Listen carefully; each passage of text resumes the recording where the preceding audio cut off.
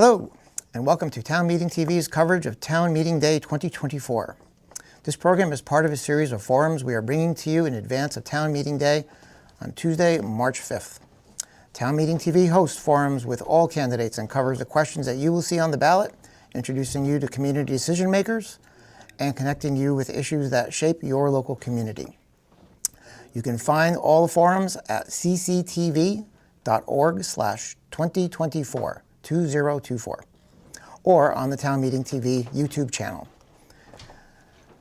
On today's program, is it today? I guess it is tonight's program. We will hear from Christine Lott, who's running for her third term as Winooski mayor. And thank you very much for joining us. We've prepared some questions in advance. Our candidate has seen them, and you can also call in and ask questions yourself.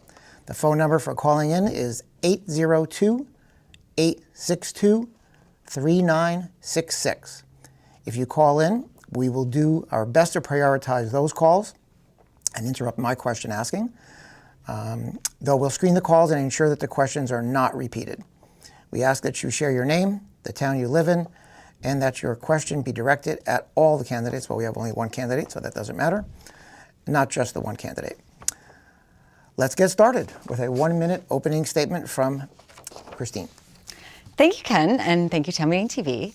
I'm here for my third time seeking re-election. I've been serving as the mayor of Winooski for 5 years now in my prior 2 terms. I have been in Winooski since 2009. One of the reasons that I came to Winooski is just a really small, connected community where all kinds of folks can live together. Affordable across income levels, you can meet different types of people, and you can really build connection in our small but mighty city. And when I first ran for mayor, I wanted to keep us on that trajectory of being an affordable place, being a connected place, and actually increasing community engagement to make sure that everybody's able to have a say in where we're headed. I think that we all know that affordability is kind of on the decline for reasons not unique to Winooski. And I think that it's more important than ever to have a focus on sustainability and how we move forward with our community vision in a way that is responsible and keeps people here.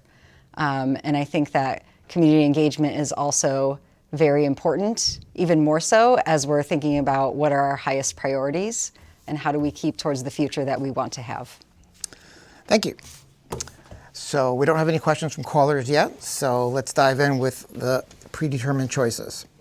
So there are some ballot items that are going to be voted on besides the obvious, the mayor and budget. And you have 2 bond issues, I believe, coming up. Maybe you'd like to talk about those and how they're important and why you think a voter should support them or not. Yeah, thank you. So 2 bonds on the ballot. So for those who aren't familiar, a bond is essentially a loan. It's debt that the city takes on that we need voter authorization in order to take on debt of this size. So the first bond vote, Article 6, is actually asking to reallocate existing bond money. So this is debt the city already took on for a prior project for Hickok Street. We didn't spend all the money and we need voter approval to use that money on other work. This will allow us to fix up the streets on the east end of town, Roger, Gail, Bernard, Reginald, I believe. So definitely support this. We already have the money. It's not going to increase your taxes. The second bond vote is for the Burlington-Winooski Bridge project. And this is seeking up to $4.6 million of local money to provide the match required for the federal grant and state-funded project. This is a significant project the city could never do on its own.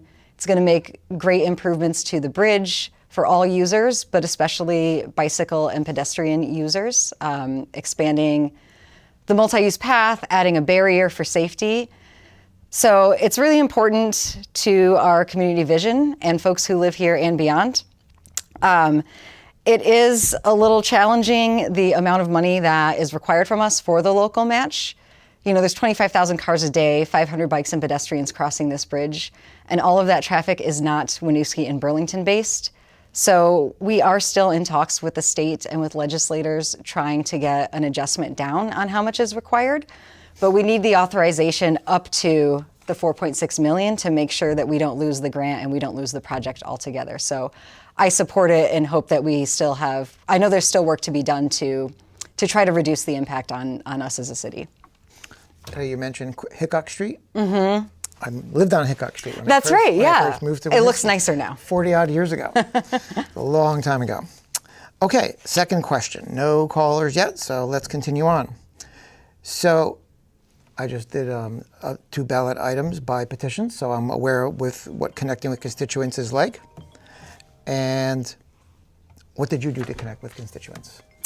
Yeah, so I mentioned in my opening statement that community engagement is really important to me. It's actually really important to our staff leadership and city councilors.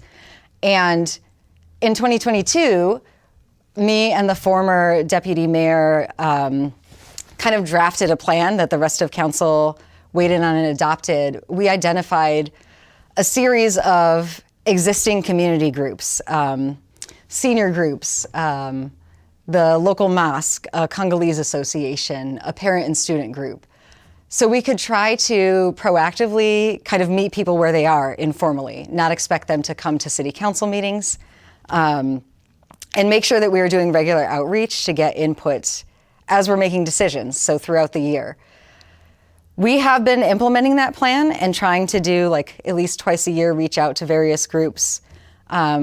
We've also started to add some more informal opportunities this year. So leading up to this budget process, hosted some coffee chats, some like cocktails with council, went to the farmer's market, the library, just to make a multitude of opportunities for people to engage us. I think it's also really important to put information out so people know what is happening. I have put a lot of work in over my time as mayor doing Front Porch Forum updates after every meeting about the decisions that are being made and where there's opportunity for engagement. We have like city social media, and then just generally showing up to community events, being present, talking to people. Because we have such a diverse community, I'm not necessarily going to meet everyone, hear all the perspectives from just interacting with my neighbors, friends, family. And so having this like intentional way of getting out there and finding voices that we're not hearing from all the time is really critical to doing a good job as an elected official. Like how many different ethnic groups, if that's a group categorization, does Winooski have now? It's one of the most diverse communities in the state. I don't have the statistic offhand, but there were at least 24 languages being spoken in our school district. So it does take a lot of work to try to connect with folks, especially with various language access needs. So that leads us right to a question we didn't talk about prioritizing, but language access. Yeah. This outreach must be challenging, I would imagine, with all the different languages that are being spoken.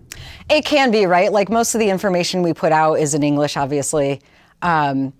We are currently working on developing a language access plan to formalize like what are the most important things and how do we get them to people.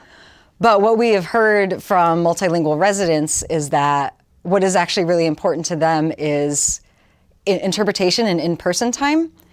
So during the pandemic, we actually organized meetings with the support of the multicultural liaisons at the school district to meet with different language groups in person, tell them what's going on, hear their concerns and needs. And that was really well received. And we've been trying to replicate that with sort of like focus groups. We've heard that that's much more effective than translating documents and things. So that's something we hope to codify through the language access plan, but also just relationship building. So I mentioned we have a mosque in Winooski. We've been connecting with leadership there. I now know who to reach out to. There's a Congolese association. It's just really important to figure out like who are the kind of leaders in different parts of the community and establish relationships with them to build trust, and so you can reach out to them when you need to, and also they know that they are welcome to come to us when they need to. How many different ways do you know how to say hello now? I've done at least 5. There are more I need to learn. I'm sure. So let's see, no other calls yet, so we'll move on. I'm particularly interested in the fact that Winooski has switched over to form-based zoning. For those who don't understand, maybe you could explain what's the difference between this new method, form-based code, versus the historic method, which is use-based. Yeah, form-based code is focused on the form. So what we have in place now in our gateways, our denser districts, is this is what your building, your development should look like to fit into the neighborhood. And what you do inside of there is less prescriptive. We still have like commercial zoning, residential zoning. But essentially, like if you're in the commercial district and you build something that fits the scale, you can put whatever business use in there that you need to, that like fits the project or there's a community need for.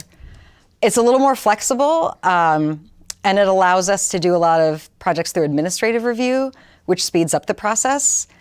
And actually, since we adopted it in 2016, we've grown over 467 new housing units in the city. So we have been seeing a lot of development from it. I do want to say, though, one of the reasons we adopted that was to increase housing, but also grow the grand list and kind of reduce the tax burden. Even with this amount of development, we still don't, we see 1% or less of growth a year. Doesn't keep up with inflation. So we're still having challenges with, we've added almost 500 new housing units. Grand list is not growing at the same rate as the budget. Correct.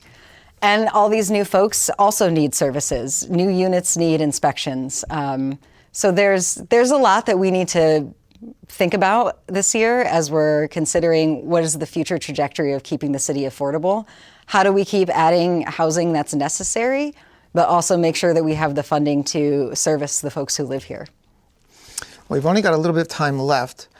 I think we have about 3 minutes left. So maybe you can touch on any other items that you wanted to cover. How about racial justice? Maybe a minute on that. Yeah, I think this is something that we have definitely talked about. We completed an equity audit in 2022 in partnership with our school district. We see that, like the region and beyond, there are inequities in housing access for BIPOC community members and in representation on council, school board, in staff, et cetera. So one of the ways that we work to address that is through that community engagement. We have increased representation. We have a long way to go, but trying to make sure that we have all the voices at the table to help address systemic inequities.